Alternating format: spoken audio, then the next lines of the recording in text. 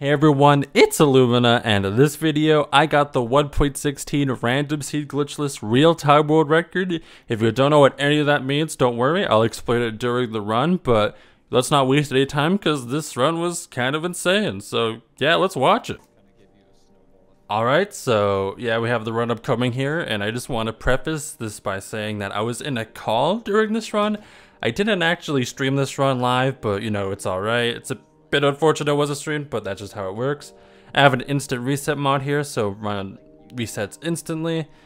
And yeah, here's the run. I see that shipwreck over there, and I'm contemplating going towards it, but I'm actually going to use a different strat here called Mapless Treasure, and it's a bit complicated to explain. I barely know how it works. It was found by a speedrunner named Talking Mime, and right here I actually kind of fumble a bit. I was trying to change my FOV, but I accidentally went to my resource packs, and I was like, I got a bit confused there of what was going on, a bit disoriented, but it's alright. So I'm doing Mapless Treasure, and by looking around here with my F3, like I said, it's a bit, I can't really explain it that much, and I don't really have time to, but basically you can find videos on it.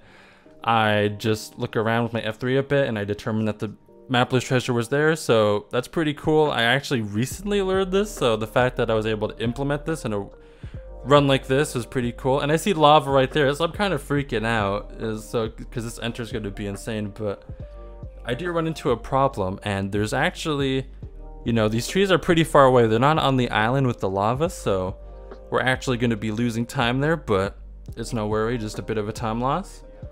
And yeah, if you guys haven't noticed already, I'm using F3, and I have kind of the reputation of being the no F3 runner, as I got world record without it and whatnot. But honestly, if I'm being 100% honest, you know, I've been having a lot of fun using F3 with the new strats like Mapless Treasure. So, you know, it's I'm kind of, you know, ruining my brand a bit, but it's okay. You can see all the stuff I'm making here. I think I made all the correct stuff. I didn't really know what to do with my gold at this point, so, you know, just kind of kept it. And I need flint, so my solution to getting flint is to make a oak pressure plate so I can mine quicker. I actually do get rolled on flint here, but it happens, you know. Everything about the run can't be lucky. And this, you know, this enter's not terrible. It's not like the fastest nether entry, you know, people have ever seen, but it's decent. Not terrible. This lava, the fact that this lava spawn here is really weird. Like, this is a weird spot for lava to spawn. This rarely happens. I'm just happy there was lava here. Oh my gosh.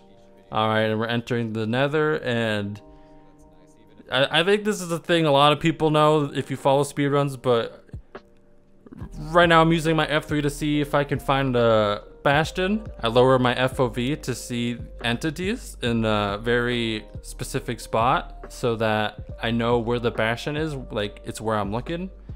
It's a bit more complicated than that, but again, you can find videos on this stuff.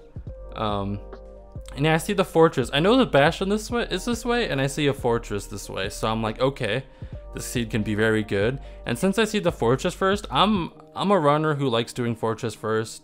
Like, I don't want to force going to the bastion first. I want to go to the fortress if I know it's the fastest way. And clearly, you know, I don't see the bastion yet. I see the fortress. I think it's clearly the best if I do fortress first. So that's what I'm going for over here.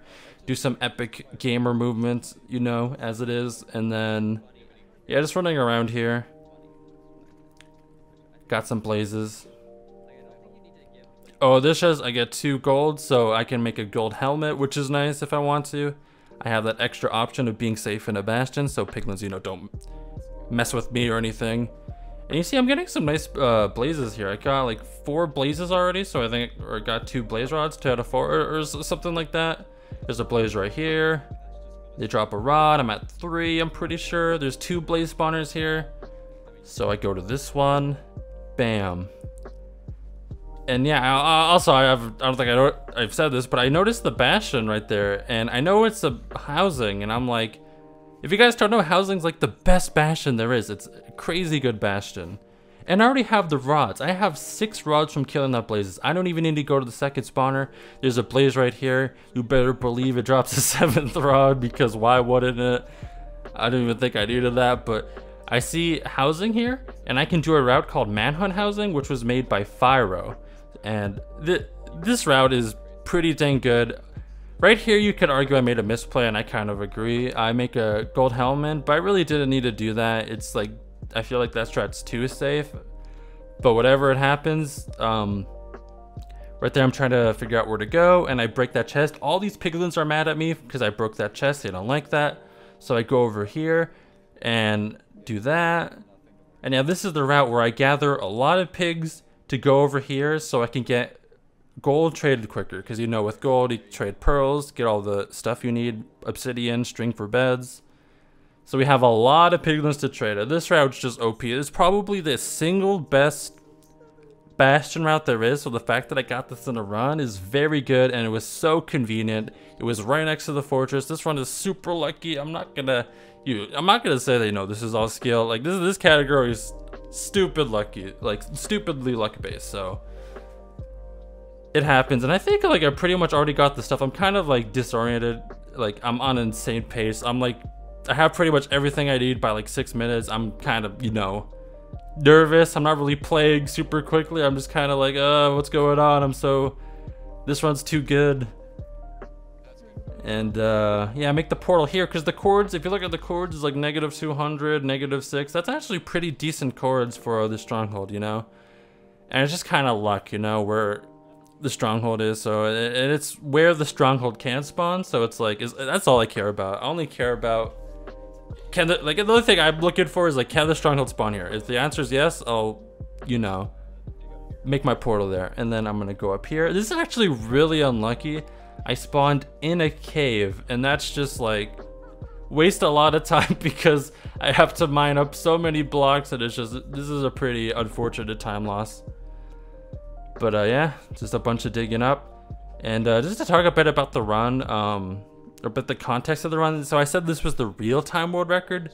That pretty much means like real lifetime. So if you put this run up against any other run currently, like side by side, real time, like real life time, it'll be faster than any other run. It's not the fastest leaderboard time because the leaderboard goes by in-game time, and that's time actually spent in the game because the world record paused a lot. So that's why you see, if you go on the leaderboard, the real time is much longer than the in-game time. So yeah, that's why this is the real-time world record. So if you're a bit confused on that, but you know, that's a pretty good, even though I didn't get the in-game time world record, I'm still happy about the real time because it's kind of a cool flex regardless, you know. I'll take it. But I see the stronghold right here and I'm freaking out. In the call, I actually tell them to deafen me so I don't have to like hear them in the call, just so I can focus a little bit more. So that was a good play by me. And yeah, so this stronghold was actually insane. That's a dead end and there's like nothing to the right, so I go to the left and it's so linear. Like I just go down this like straight path, and then yeah, you're gonna see in a second. Bam, there it is. Crazy nav.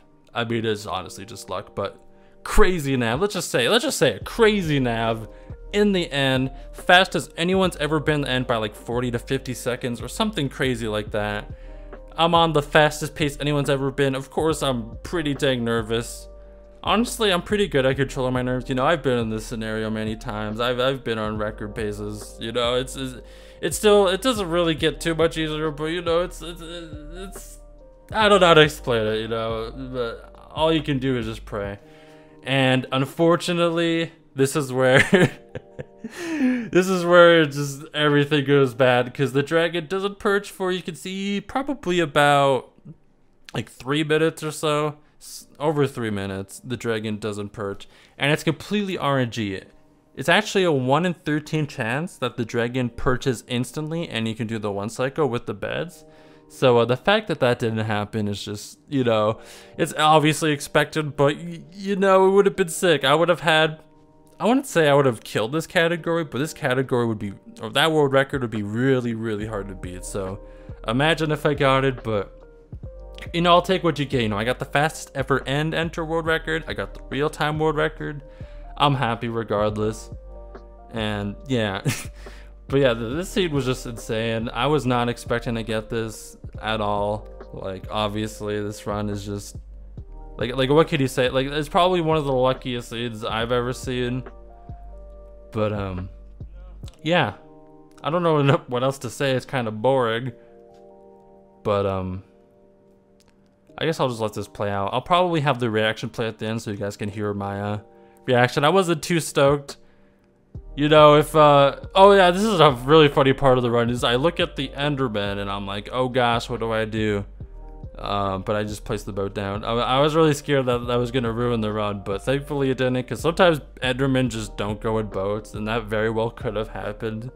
But thankfully it didn't. And right now I'm just like, this is hard to watch. Just imagine if I got like sub 9 from this. It was very possible. I could have done a strategy called half bow, where I bow most of the crystals, like with a bow and arrow, and that actually causes the dragon to perch more. But I honestly don't really regret going for the, you know, 1 in 13 chance, because if I did get that, then the run would basically be like virtually unbeatable, and it would just be like the best run ever. So even though it didn't happen, I liked going for it. You could make an argument either way. If I did half bow, then it was pretty much like guaranteed a record almost, but you know what, you could argue either way, and I'm happy with what I did, like my decision, so it's not a big deal to me. But yeah, you can see bam, bam, bam. Pretty bad bed hits, honestly. My excuse is that I'm rusty, I don't practice this, but yeah, that's it. And I'll let the reaction play out. Thanks for watching. First 10xx. Is it? Oh my gosh. Let's go. That's good. That's good. That's good. I'm still mad, but like I'm happy. Yeah. I'm mad, but I'm it happy. Makes sense you're mad. It makes sense you're mad. I'm mad, but I'm happy. Oh At least you got the 11 or the 10xx. Oh my yeah. gosh, dude. Dude, the map was. What the? That's actually a robbery. It was a Map mapless was- one too. Can you go over this?